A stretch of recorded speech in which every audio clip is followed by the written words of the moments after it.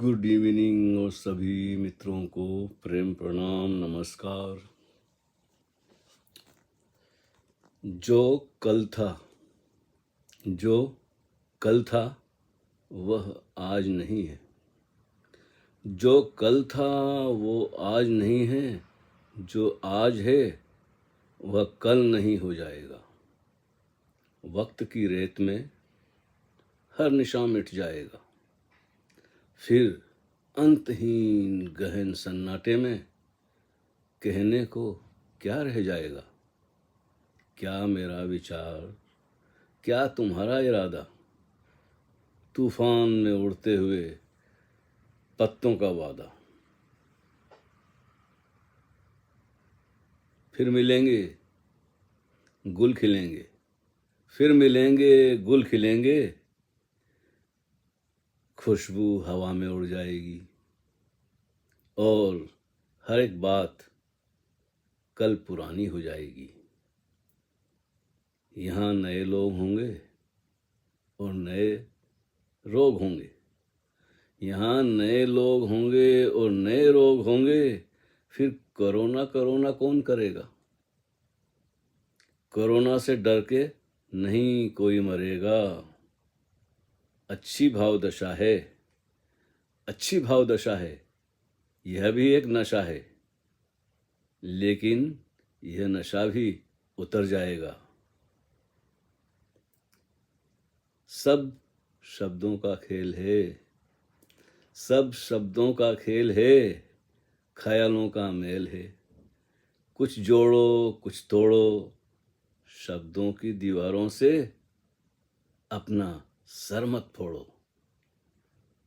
कुछ जोड़ो कुछ तोड़ो, शब्दों की दीवारों से अपना सर मत फोड़ो। इस ऊपरी मंजिल को बस खाली रहने दो। विचारों के बादलों को इनसे बहते रहने दो। अभी जो सामने हैं उसे दर्ज कर लो। नहीं तो यह ख्याल जो सामने है उसे दर्ज कर लो। नहीं तो यह ख्याल भी खो जाएगा और किसी का हो जाएगा, और वो भी यही कहेगा, तुम्हारी तरह चुप नहीं रहेगा। क्या मेरा विचार, क्या तुम्हारा इरादा, तूफान में उड़ते हुए पत्तों का वादा। ऐसा है जीवन। बसंत आता है, पतझड़ आता है, सर्दी आती है, गर्मी आती है, फूल खिलते हैं, बिखर जाते हैं। पल पल बदलता है जीवन है।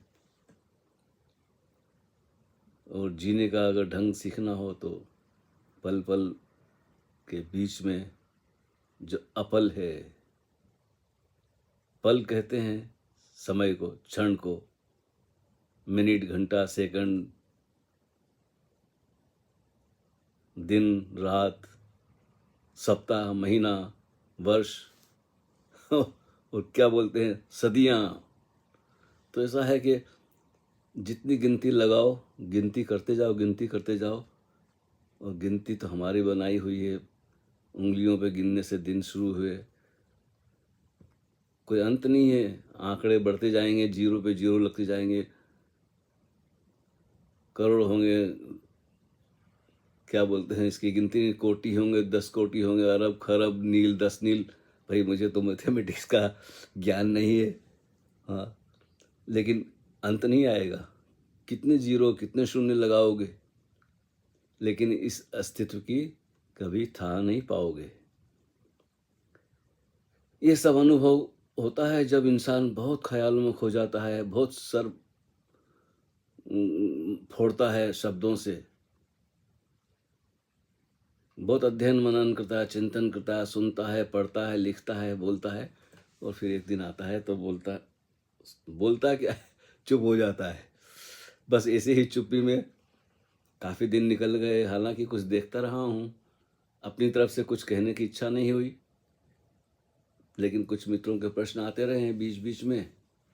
कभी पढ़ के भूल जाया करता था, कभी तो ऐसे ही एक बार हमारे एक मित्र हैं स्वामी, मेरा ख्याल है निर्दोष नाम है उनका, अब तो देखो नाम भी मुझे याद नहीं रहा, तो याद आया तो बता दूंगा। निशब्द नाम है उनका शायद। हाँ, तो उन्होंने कुछ शेयर किया था, उसके पहले भी उन्होंने कुछ बार शेयर किया था, कुछ और मित्र शेयर करते रहते हैं। ओशो के जो वचन हैं जहाँ जहाँ लोगों को मिल जाते हैं और लोग समझते हैं कि भाई क्या अद्भुत बात कही है ओशो ने। मैंने भी वो बातें सुनी है सब। अब जब मैं उस समय से ओशो से जुड़ा हुआ हूँ, 1970 से समझ लीजिए ना, और मेरा काम भी यही रहा है कि सुन सुन के किताब कागज़ पे लिखना और फिर एक एक लाइन को 4 4 बार सुनना, ताकि कोई जो सुना है वो लिखने में कहीं गलती तो नहीं होगी। तो ऐसे अच्छा रहा। बहुत सारी चीज़ें, मुझे बहुत सारे शब्द भी याद रह गए, बहुत सारे प्रवचन के हिस्से कहीं कहीं से, शेर व शायरी भी याद रह गई। खैर वो एक वक्त था, वो गुजर गया। मैंने कभी सोचा भी नहीं था कि मैं लिखूंगा, लेकिन लिखना हो गया तो लिखा गया।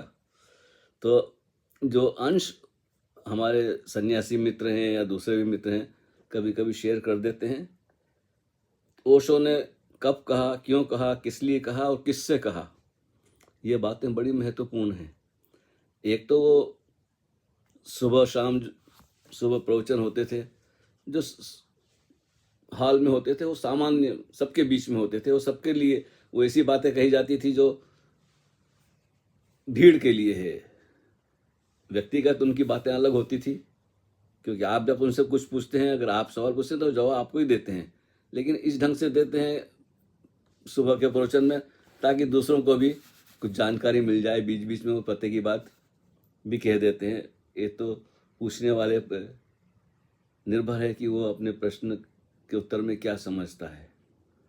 बहुत बार मनोरंजन भी हो जाता है, ठीक है, बुरा नहीं है, मनोरंजन भी एक जीवन का हिस्सा है। तो ऐसे ही लोग अपने अपने ओशो की किताबों से कुछ अंश, कुछ कहानियाँ, किस्से जो ओशो से सुने हैं वो शेयर कर देते थे।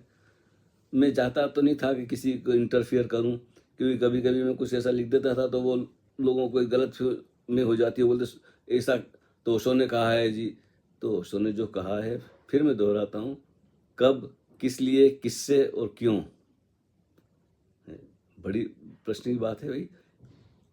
अर्जुन ने तो कृष्ण से गीता कही, ए देखिए क्या क्या जबान फिसल जाती है।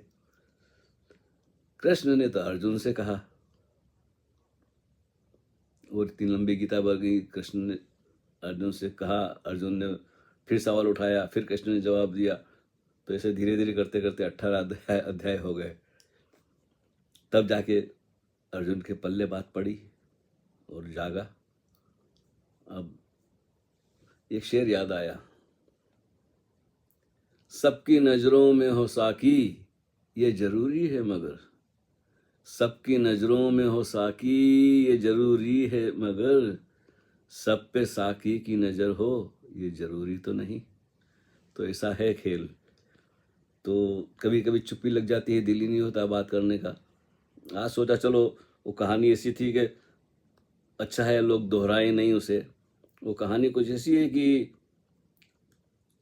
हजरत मोहम्मद साहब के जीवन से संबंधित है। ओशो ने जो भी पढ़ा है, सुना है, कहानी किससे, कभी कभी जानबूझ के ही वो ऐसी बातें कहा करते थे, और फिर कभी दूसरे प्रवचन में बात साफ भी कर देते थे। क्योंकि बड़ी उलझन है, जो जाग गया है उसके लिए बड़ा मुश्किल होता है, जो अनुभव उसने किया है। जब अनुभव होता है तो वहाँ ना तो मन होता है, ना शब्द होते हैं, ना विचार होता है, और ना ही शरीर होता है। ये शरीर, मन, भाव और विचार के पार की घटना ऐसी है, लेकिन बोध होता है, प्योर शुद्ध चैतन्य होता है। तो जब वो उस भावदशा से व्यक्ति बाहर निकलता है तो बड़ी उलझन आती है कि कहें तो कैसे कहें। शब्दों में तो वो अनुभव कोई भी समाता नहीं है। तो फिर कहानी किस्से का सहारा लिया जाता है। कहानी किस्से भी मनगढ़ंत भी होते हैं। सारी कहानी किस्से मनगढ़ंत होते हैं, कुछ घटनाओं पे आधार होते हैं, कुछ किसी घटनाओं को सुनी सुनाई बात में एक ने कही, दूसरे ने सुनी, दूसरे ने कही, तीसरे ने सुनी, ऐसे करते करते वर्षों का अंतराल हो जाता है। कुछ ऐसे ग्रंथ भी हैं, कुछ ऐसी किताबें भी हैं हमारे पास कि जिस व्यक्ति ने जो बातें कही थी उसके 200 साल 250 साल बाद वो लिखी गई है। वो हमेशा जुबानी मुखाग्र जिसको बोलते हैं ना, यादों में एक दूसरे को बताते रहे हैं। तो आप सोचो, आपसे मैंने कुछ दिन पहले अगर कोई बात कही हो और आपने अगर उसको रिकॉर्ड नहीं किया है, सिर्फ दिमाग में रखा है, फिर आपने किसी अपने दोस्त से कहा, आपके उस दोस्त ने किसी और से कहा, तो 4 दिन पहले कई बात भी कुछ की कुछ हो जाती है। तो 200-250 साल बाद जो बात सुनी थी किसी ने, वो किसी ने कही, तो क्या उसमें सच्चाई रह जाएगी, कितनी हकीकत रह जाएगी। लेकिन क्या है कि वो लोग उससे बंधे पड़े हैं। तो मैं मुद्दे की बात करूं, जी तो नहीं चाहता कि बात करूं, लेकिन फिर भी शुरू कर दिए तो कर लेते हैं। तो उन्होंने वही ओशो से जो कहानी सुनी थी या किसी किताब में पढ़ी थी, दोनों बातें हो सकती है। थोड़ा सा पानी पी लिया जाए। तो वही कहानी उन्होंने यहाँ दोहरा दी कि भाई मोहम्मद साहब थे जब, तो वो अपने पास कुछ बचा के नहीं रखते थे। आपने सबने सुनी होगी। तो रात को सोए थे तो तबीयत उनकी नरम गरम थी कुछ, तो खतीजा ने, उनकी पत्नी ने, कुछ 5 दिनार संभाल के रख लिए थे कि भाई देर अबेर कभी काम आ जाए, पता नहीं हालत। और ओशो ने जैसा कहा है कि मोहम्मद साहब तो कुछ बचाते नहीं थे, जो भी मिलता था सब बांट देते थे। लेकिन उस रात उनको नींद नहीं आ रही थी, करवट बदल रहे थे, उनको बेचैनी हो रही थी। तो उन्होंने खतीजा से पूछा कि क्या बात है, तूने कुछ रखा है घर में? बोलती हाँ जी, आपकी तबीयत ऐसी है, कभी कुछ ज़रूरत पड़ जाए। तो बोलता नहीं, तो उसको निकाल क्या। तो वो कहानी मैं डिटेल में नहीं बताऊंगा क्योंकि इतनी बात लंबी क्यों करना। तो वो 5 दिनार थे, उसने बोला बाहर कोई ना कोई होगा उसको दे देना। सहियों की बात की वो आ भी गया। तो ये मनगढ़ंत कहानी है। और फिर बोलते हैं कि जब उसने 5 दिनार दे दिए किसी को, बाहर जाके भिखारी खड़ा ही था शायद, और वो आई देने के बाद तो मोहम्मद को बड़ा अच्छा लगा और उसने चादर तान ली और शरीर छोड़ दिया। अब ये कहानी ओशो ने कई बार दोहराई है और लोगों ने इसे सच समझ लिया। आप ये मत समझना कि मैं ओशो की कोई आलोचना कर रहा हूँ, बुराई कर रहा हूँ। तो ये कहानी उन्होंने शेयर की मुझे भी तो मुझे बड़ी हैरानी हुई। तो उस वक्त तो मैंने उनसे कुछ नहीं कहा। फिर मैंने सोचा भाई इनको कुछ, इतने प्यारे व्यक्ति हैं, सन्यासी हैं, बड़े सौम्य से दिखने वाले हैं, ध्यानी वगैरह होंगे, बिल्कुल ध्यान करते होंगे। तो 1-2 बार पहले उनसे बात हुई थी थोड़ी सी। तो मैंने सोचा यार इनको धोखे में नहीं रखना चाहिए। तो मैंने लिख दिया, देखो जी ऐसे बहुत से कहानी किस्से हैं, मनगढ़ंत हैं, सुनी सुनाई बातें हैं। ओशो ने जानबूझकर ऐसी बातें बताई है। लेकिन ये जो आपने लिखा है ये कहानी बिल्कुल मनगढ़ंत है। तो उनको ज़रा अजीब सा लगा। तो उन्होंने जो जवाब दिया कि मैंने कहा था उनसे, स्वामी जी ये मनगढ़ंत और सरासर झूठी कहानी है। ओशो ने जानबूझकर ऐसी बहुत सी झूठी कहानियां सुनाई हैं। तो उनका जवाब आया स्वामी जी का कि जी ओशो कि फिर किस बात पर यकीन करें और किस बात पर यकीन ना करें। यकीन करने का सवाल ही नहीं है। यकीन करने से ही तो सारी मुसीबत पैदा होती है। यकीन करना मतलब मान लेना, क्योंकि हमारे गुरु ने कही है या हमारे भगवान ने कही या ओशो ने कही, कोई भी नाम दो। मेरे तो वो बिल्कुल अनाम व्यक्ति रहे हैं। हालांकि जब आए थे तो हमारा जब संपर्क हुआ था उनसे पहली बार, तो हम करीब 6-8 महीने, साल से ज़्यादा तक तो हम आचार्य जी कहते थे। फिर बाद में, हाँ 1 साल हो गया करीब, तब तक वो आचार्य थे हमारे लिए। फिर भगवान हुए, भगवान श्री रजनीश हुए खैर बातें। तो फिर एक और कुछ उन्होंने कहीं कुछ कहा, तो मैंने उनको साफ साफ कह दिया था कि मोहम्मद के विषय में जो भी, हाँ फिर बाद में उन्होंने कुछ बात शेयर की थी, मैं पता नहीं क्या किया था। तो मैंने उनका जवाब जो दिया था, मोहम्मद के विषय में जो भी बोला है ओशो ने, वह लीपा पोती है और यह जानकर ही की गई है। ऐसा मैंने उन्हें जवाब दे दिया। तो फिर उनका जवाब आया कि तो क्यों की ओशो ने लीपापोती, तो क्यों की ओशो ने लीपापोती, क्या हमें भी नहीं करनी होगी या करनी चाहिए लीपापोती? अब बात में से बात निकलती है, इसलिए मैं तो किसी को छेड़ता ही नहीं है। जो भी कहा चलो ठीक है, 1000 बात कही है। तो देखा है, जब ओशो अपनी सफाई में कभी कुछ कहते हैं ना, तो जो उनके साथ रहे हैं, बैठे हैं, उनको हर बात उनकी सुनी है, धीरे धीरे बात पल्ले पड़ जाती, क्योंकि हम किसी और उद्देश्य से उनके पास आए थे। जब आए थे तब हमें भी पता नहीं था, धीरे धीरे पता चला था कि भाई ऐसे आ गए भटकते हुए। तो ओशो ने उस बात को भी रद्द किया कि तुम मेरे जैसे व्यक्ति के पास ऐसे ही नहीं आ सकते हो, जरूर जन्मों जन्मों में कुछ अर्जित किया होगा, नहीं तो मेरे जैसे व्यक्ति के तुम चक्कर में आ जाओ तो तुम कोई नए नहीं हो। और वो बात इसी तीर की तरह चुभती थी हमारे दिल में कि तड़प जाते थे हम जब वो बोलते थे तुम पहली बार नहीं। तो ऐसे कई बार उदाहरण भी दिए हैं। और फिर ये भी कहा है कि भाई जो मैं कहता हूँ वो मत सुनो, जो मैं हूँ उसे उसे उसे देखो, उसे जानो। शब्दों पे जोर नहीं था, शब्दों के बीच में जो अंतराल है, जो मौन है, उसी की तरफ मैंने कविता में इशारा किया पहले तो। और तो लेकिन कहाँ बात बनती है, इशारा तो ऐसा गुजर जाता है जैसे एक हवा का झोंका आया और गया, और हवा के झोंकों को आप मुट्ठी में तो नहीं पकड़ सकते। तो उन्होंने ये सवाल किया कि क्या हम भी लिपापोती करें। अब मैंने अभी तक उनको जवाब दिया नहीं, और लिखने का आजकल मूड भी नहीं है मेरा। तो ऐसा है कि वो कहानी किससे समझा करें। अगर आपको अब ये उन्होंने बताया कि मोहम्मद ने आखिरी सांस ले ली, वो शरीर छूट गया उनका, मतलब उनकी मृत्यु हो गई। लेकिन दरअसल मोहम्मद की मृत्यु ऐसे नहीं हुई थी। उनकी मौत बड़ी दर्दनाक थी, बड़ी पीड़ा से गुजरी थी, और 3 दिन तक तो उनकी लाश सड़ती रही। उनके जो 4 थे ना सहाबा, जिसको बोलते हैं अबू बकर, उमर, उस्मान और अली, जो खास शिष्य थे उनके चारों, वो आपस में झगड़ा कर रहे थे कि भाई कौन बनेगा, कुर्सी किसके हाथ में आएगी, सत्ताधारी कौन होगा, मठाधीश हाँ, वो इस चक्कर में उनकी लाश सड़ती रही।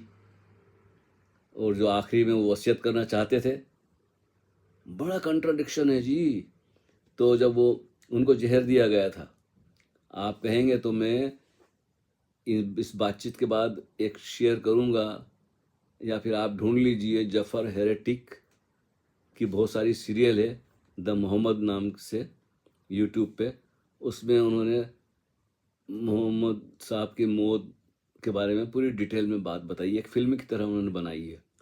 वो ज़्यादा अच्छा रहेगा बजाय कि मैं पूरी बात बना। उनको जहर दिया गया था, खैबर कहीं एक यहूदी महिला थी उसने दिया था। तो लंबी कहानी मैं नहीं कहना चाहता हूँ, आप खुद ढूंढ लीजिए। तो मैंने उनसे ये कहना चाहा कि भाई ये मनगढ़ंत कहानी है। ओशो ने इशारे में कई बार कहा कि भाई जब मुझे सत्य का अनुभव हुआ तो मैं जैसा था वैसे ही, शुरू के आप प्रवचन सुनेंगे ना उनके बम्बई में आने से पहले, या थोड़े बम्बई के बाद भी थोड़ा करते रहे वो बीच में, फिर जब तो बाद में तो बंद ही कर।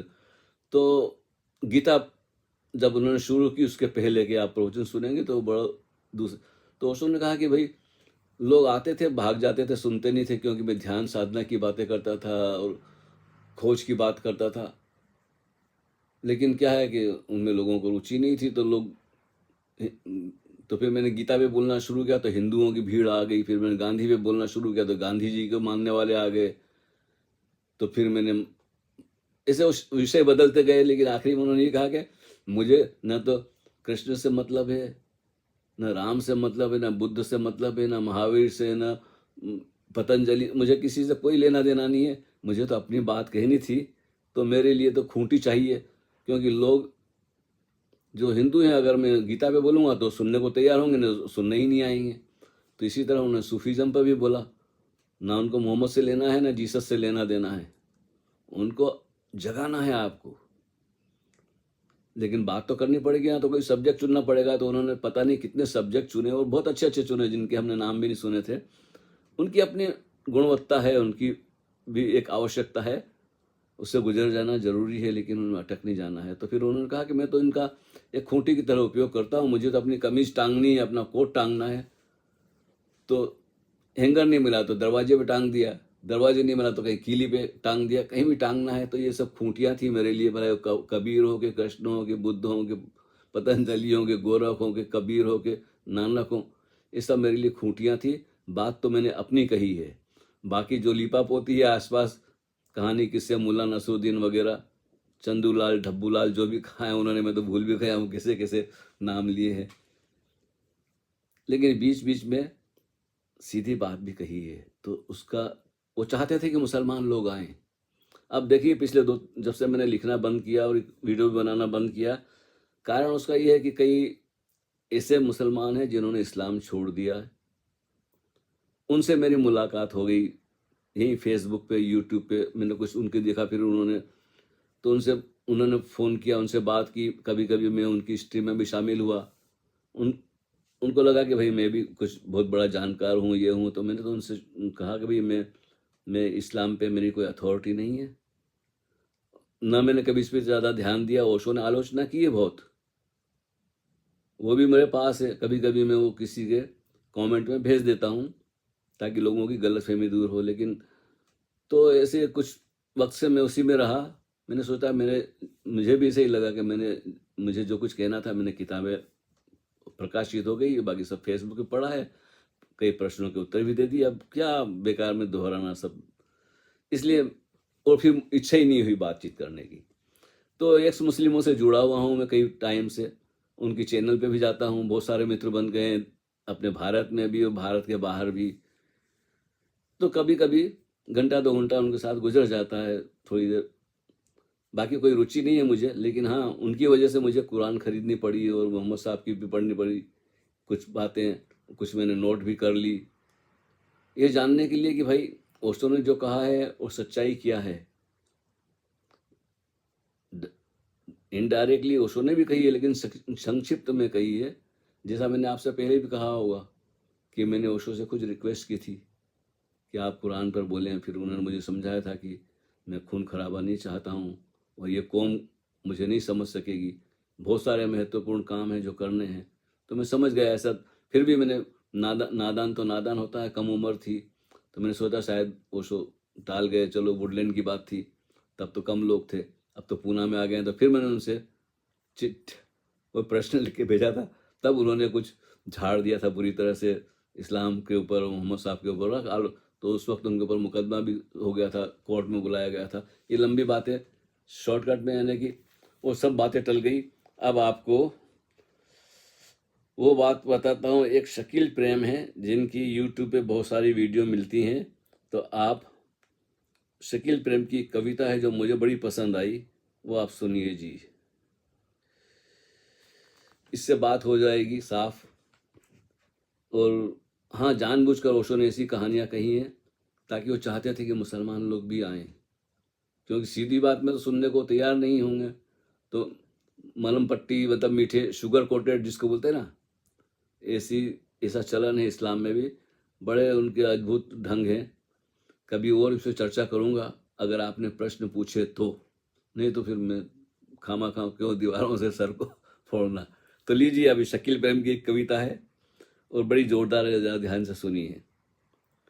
अल्लाह ने जिब्राइल से कहा, ये जहाँ से कुरान शरीफ शुरू होती है ना, जहाँ कहते हैं ये मोहम्मद साहब को इल्हाम हुआ, ज्ञान हुआ, ये बात वहाँ से शुरू होती है। पहले तो वो अपनी भेड़ बकरियाँ चराते थे, अनपढ़, इसी सुनने में आता था कि अनपढ़ थे और बकरियाँ चराते थे, भेड़ बकरियाँ चराते थे, बैठे रहते थे उधर उधर जाके। और उनकी उम्र से, वो कुछ 25 साल के थे, और बड़ी उम्र की एक थी खतीजा नाम की व्यापारी औरत थी, बड़ी पैसे वाली धनी थी, उनसे उनकी शादी हुई। आप समझ सकते हैं। कभी डिटेल में भी बात होगी, आप पूछेंगे तो करेंगे।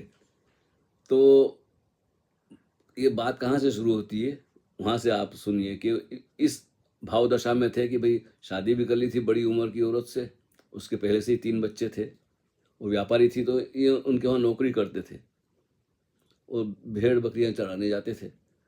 उस वक्त क्या हुआ, वहां से ये दास्तान शुरू होती है। तो ध्यान से सुनिए।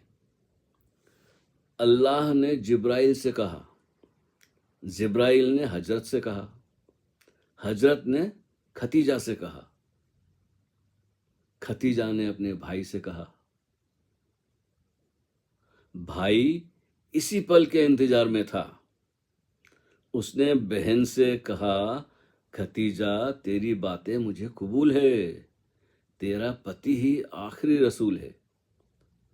इनमें से सभी ने इनमें से सभी ने सुनी सुनाई बातों पर यकीन किया और नबी की बकी गई हर झूठी बात को तस्लीम किया। इनमें से सभी ने सुनी सुनाई बातों पर यकीन किया और नबी की बकी गई हर झूठी बात को तस्लीम किया, यानी कि स्वीकार किया। किसी ने भी सुनी सुनाई बातों पर सवाल नहीं किया। देखिए, बड़ी महत्वपूर्ण ये लाइन है, पंक्ति है। किसी ने भी सुनी सुनाई बातों पर सवाल नहीं किया और जब तक सुनने वाले कम थे तब तक, जब तक सुनने वाले कम थे तब तक हजरत साहब ने भी कोई बवाल नहीं किया, मैंने झगड़ा फसाद नहीं किया। और जब तक सुनने वाले कम थे तब तक हजरत साहब ने भी कोई बवाल नहीं किया।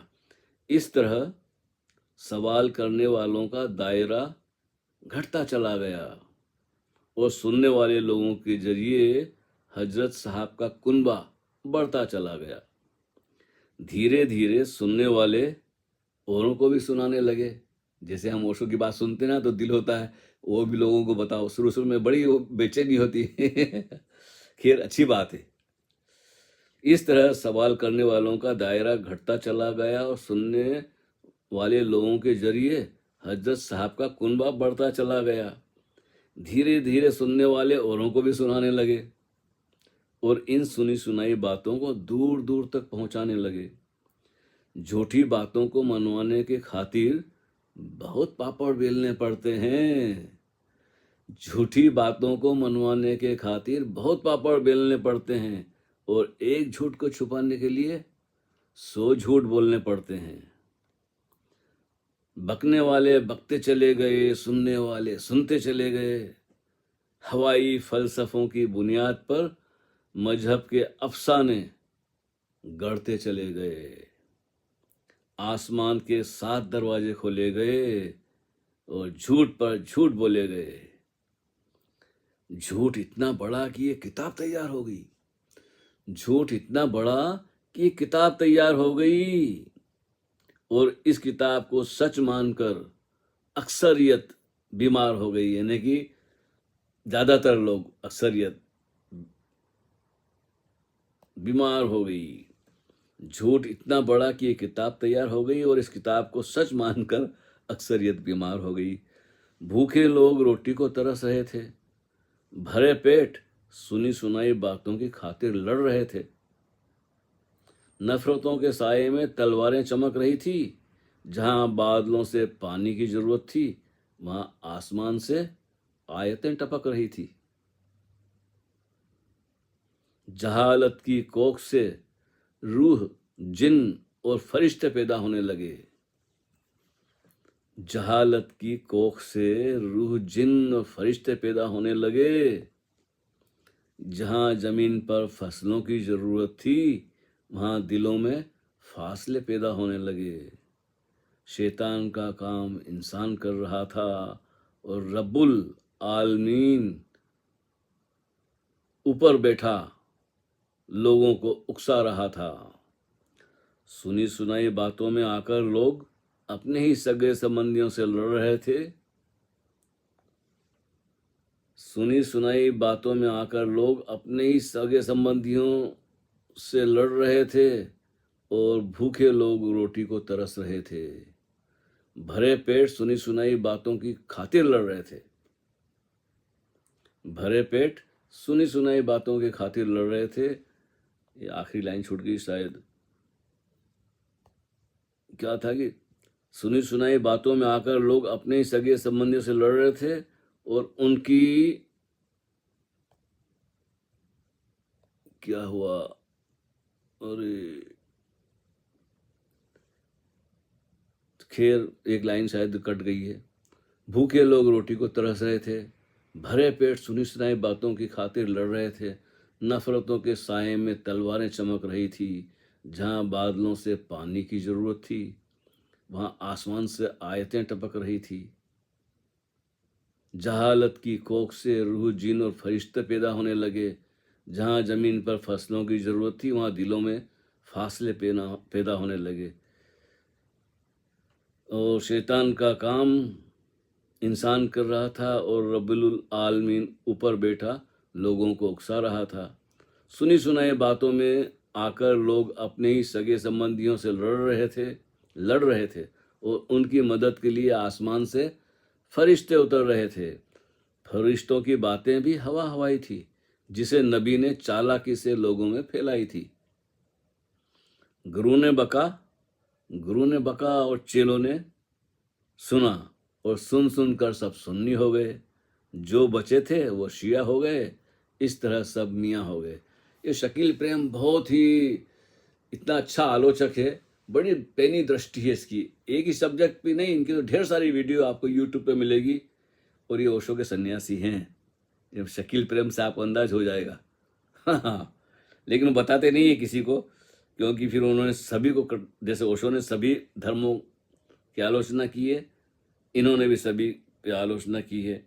तो ये बातें कुछ थी जिन बातों में मुझे कुछ लेना देना नहीं था। ना तो मुझे किसी धर्म से, न मंदिर मस्जिद से, न चर्च से, न गुरुद्वारे से, न किसी आश्रम से, न किसी संस्था से मुझे कोई रुचि रही नहीं। हाँ, कुछ प्यारे से मित्र हैं, कभी कभी उनसे मिलना, दो बात कर लेना अच्छा लगता है, बाकी बातचीत में भी रुचि नहीं है। तो अभी हम एक पत्ते की बात कहते हैं आपसे आखिरी में। काफ़ी लंबी हो गई ना, तो बात में ही करते हैं। ये हमारे एक स्वामी जी हैं, उन्होंने भेजा था मुझे, किसी किताब का कोटेशन है। ये है असली बात, बाकी तो सब कहानी किस्से में मनोरंजन है, एंटरटेनमेंट है। लेकिन ओशो ने जो एकदम सटीक बातें कही है ना, वो आपसे कहते हैं।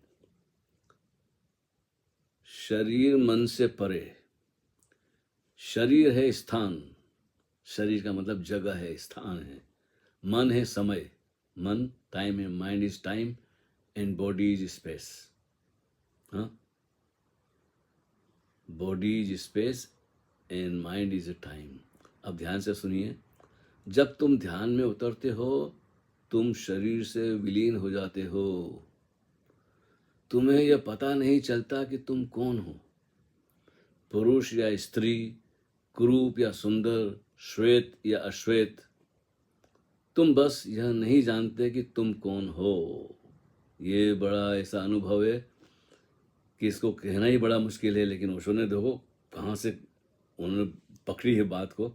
जैसे ही तुम भीतर उतरते हो, शरीर बहुत पीछे छूट जाता है। एक क्षण आता है जब तुम अपने शरीर का स्थान भी नहीं जान पाते। देखिए जी, ये अपने, मैं इस चीज़ का गवाह हूँ। ऐसी घटना घटी है, तब मैंने कुछ चित्र बनाए थे, बरसों पुरानी बात है। खैर, मैं पहले ये अपनी बात पूरी कर लूँ, नहीं तो लंबी बात फिर निकल जाएगी। जैसे ही तुम भीतर उतरते हो, शरीर पीछे छूट जाता है। एक क्षण आता है जब तुम अपने शरीर का स्थान भी नहीं जान पाते, उसकी उपस्थिति तक महसूस नहीं कर पाते। अशरीरी अवस्था होती है। तुम अब रूप से जुड़े नहीं रहते। तुम अब रूप से जुड़े नहीं रहते, तुम निराकार हो जाते हो। ठीक यही बात मन के साथ भी घटती है। तुम नहीं जानते कि तुम्हारा मन कहाँ है, कहाँ चला गया। वह सारा कोलाहल, वह यातायात जैसी भीड़ भाड़ जो भीतर लगातार चलती रहती थी, धीरे धीरे दूर और दूर और दूर होती जाती है और अंततः विलीन हो जाती है। और अचानक तुम्हारे भीतर एक महान मौन का विस्फोट होता है। इस अवकाश और समयहीन अवस्था में तुम अपनी वास्तविक सत्ता को जान पाते हो। और अपनी सत्ता को जानना, यही ताओ की पहली झलक है। और ये लिया गया है the secret of the secrets खंड 1 अंग्रेजी की एक पुस्तक है ताओ की। वैसे तो ताओ पर ओशो ने लाओसे पर बहुत प्रवचन दिए हैं, लेकिन ये बिल्कुल सारभूत अंश जो चुन के निकाला है, किसी भी स्वामी जी ने निकाला है, उसका मैं आभार हूँ। क्या कहते हैं कि हंसा तो मोती चुगे, तो ओशो के इतने ढेर सारे प्रवचनों में से कुछ पंक्तियाँ ऐसी जो है एकदम से आप सुने तो सन्नाटा छा जाता है, क्योंकि शब्दों के जो तीर हैं, शब्द तो इशारे हैं और ऐसे इशारे हैं जो आपको निशब्द में उतार देते हैं। तो इसलिए तो ओशो ने श्रवण को बड़ा महत्व कहा है कि सुनने से भी घटना घट जाती है। अगर आपने पूरे सजग होकर सुना है तो बातें और भी बहुत सारी करने लायक हैं। फिर मूड हुआ तो फिर मुलाकात होगी आपसे। हरिओम तत्सत।